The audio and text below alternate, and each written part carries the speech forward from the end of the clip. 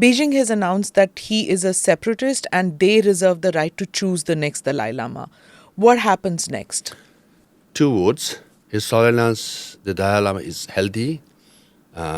He says he'll live beyond 100 years. And we do pray and wish that he lives beyond 100 years, because for us, he is in the life and soul of Tibetan cause.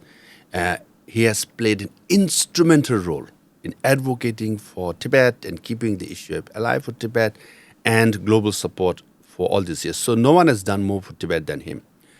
And as far as Chinese claim that they will select the next Dalai Lama, one word: nonsense. They have no right whatsoever. I mean, can you imagine the audacity? What they're saying is, Dalai Lama cannot choose his reincarnation. We will choose for him.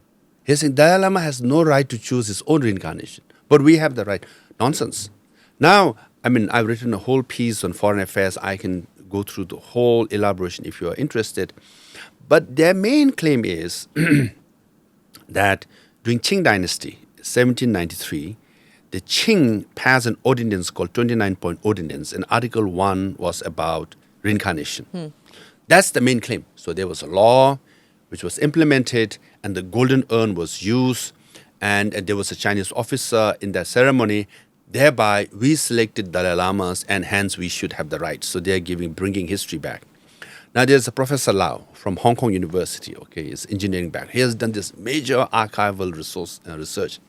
And his conclusion is he did 5 different sources of Qing records, official records. He said, none of these, hundreds of documents, he says, the 29-point ordinance doesn't exist.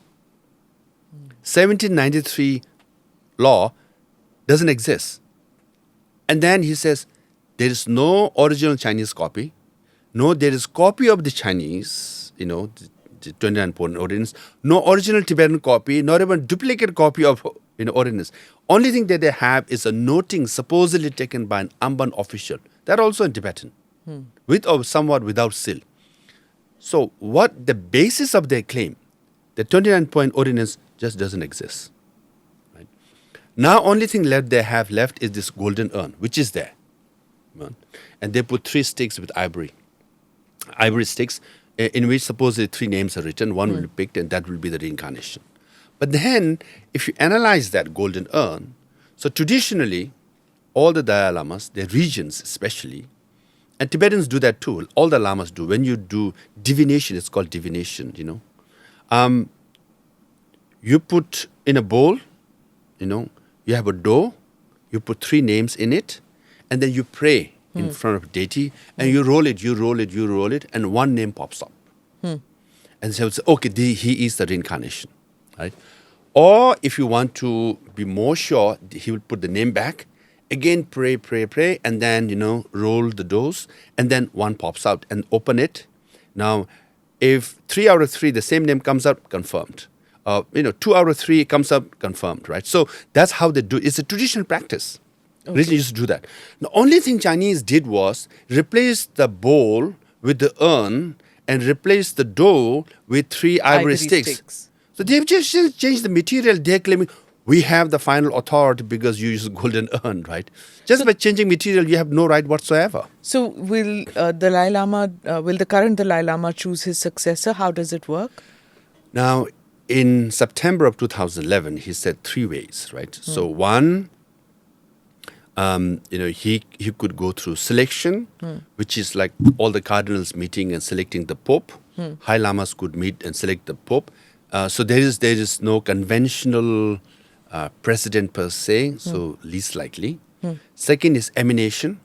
Emination is not conventional, but some Lamas do practice, which means while Dalai Lama is alive or the Lama is alive, he will designate a 10-year-old boy or 9-year-old boy as a successor. He'll say, after I die, he will be my successor. So that's emination.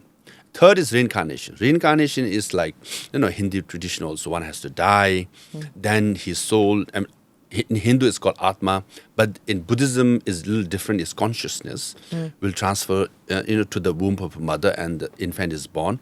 And then after 3 or 4 years, again, the regent has to Find the boy. boy. And then he will be ordained and then enthroned. So that's how you find it. So we have, hundreds of years of practice, a tradition of selecting reincarnation.